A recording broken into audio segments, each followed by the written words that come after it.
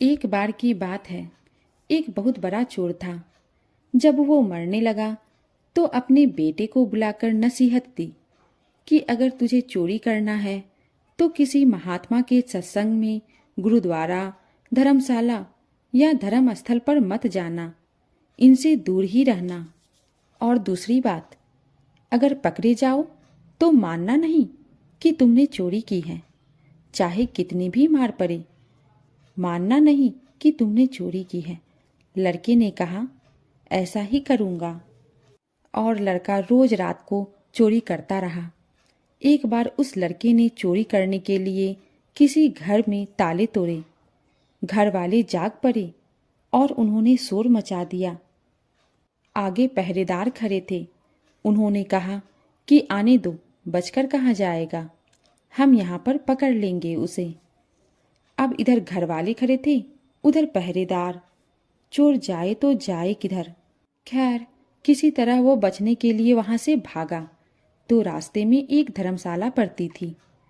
उसे अपने पिताजी की सलाह याद आई कि धर्मशाला में नहीं जाना है, लेकिन अब क्या करे। आखिर उसने सोचा कि मौका देखना चाहिए और धर्मशाला में चला गया।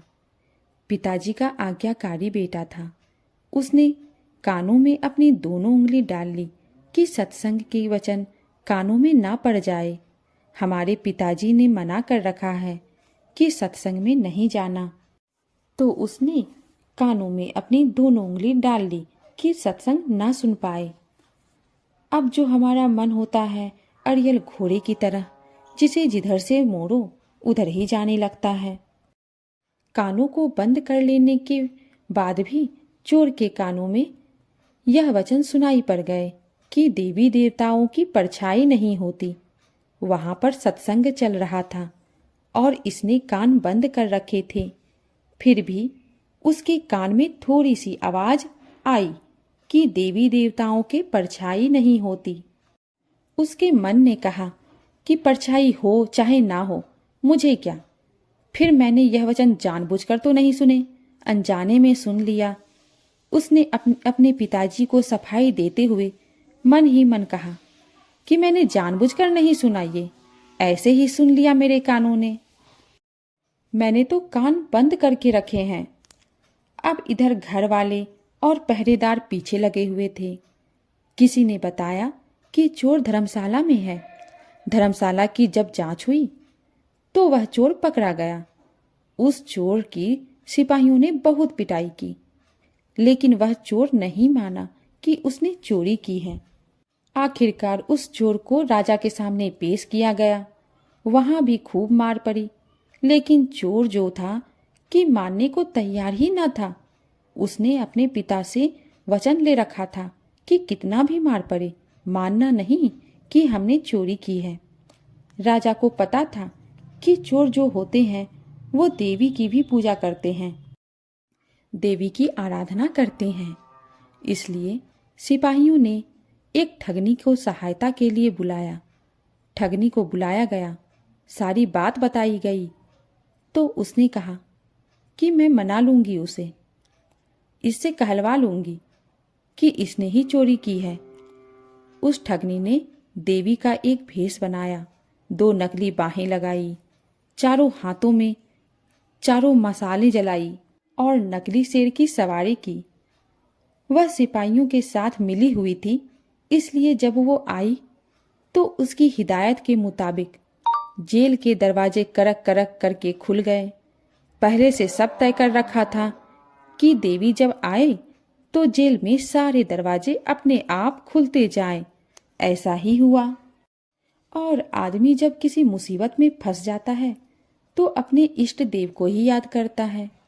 इसलिए चोर भी उस समय देवी की याद में बैठा हुआ था। अचानक से दरवाजा खुल गया और अंधेरे कमरे में एकदम से रोशनी हो गई और ठगनी जो देवी का रूप बनाए हुए बैठी थी, देवी के रूप में एक खास अंदाज में कहा, देखो भक्त, तूने मुझे याद किया और मैं आ गई। तूने अच्छा किया जो तूने चोरी नहीं बताई। तूने अगर चोरी की है तो मुझे सच सच बता दे, मुझसे ना छिपाना। मैं तुझे फौरन आजाद करा दूंगी यहाँ से। चोर देवी का भक्त था। अपने इष्ट को सामने खड़ा देखा, बहुत खुश हुआ। मन में सोचा कि मैं इसको सच बता दूं। अभी वह बताने के लिए तैयार ही था कि उसकी नज़र देवी की परछाई पर पड़ गई। उसको फौरन सत्संग का वचन याद आ गया कि देवी की परछाई नहीं होती। उसने देखा कि इसकी तो परछाई है। वह समझ गया कि यह देवी नहीं, हमारे साथ छल हुआ है। यह सोचकर वह रुक गया और बोला कि माँ, मैंने चोरी नहीं की है। अगर मैंने चोरी की होती तो क्या आपको पता ना होता? आप तो सर्वव्यापी हैं, आप तो सब जानती हैं। अगर मैंने चोरी की होती तो आपको तो पता ही होता। मैंने कोई चोरी नहीं की है। अब ठगनी के कहने पर जेल के बाहर बैठे सिपाही चोर और ठगनी की बातचीत सुन रहे थे। उनको और ठगनी को विश्वास हो गया कि यह चोर नहीं है। अगले ही दिन उन्होंने राजा से कह दिया कि यह चोर नहीं है, और फिर राजा ने उसको आज़ाद कर दिया। जब चोर आज़ाद हुआ तो सोचने लगा कि जब सत्संग का एक वचन सुना तो जेल से छूट गया। अगर सारी उम्र सुनूं तो पता नहीं क्या क्या मिले मुझे। जब यह ख्याल आया तो रोज सत्संग में जाने लगा। किसी पूर्ण महात्मा की शरण ले ली और चोरी करना हमेशा के लिए छोड़ दिया, और वह एक महात्मा बन गया। इसलिए कहते हैं कि सत्संग के बराबर ना गंगा है, ना यमुना है, ना ही कोई अन्य तीर्थ है। कलयुग में सत्संग ही सबसे बड़ा तीर्थ है। धन्यवाद।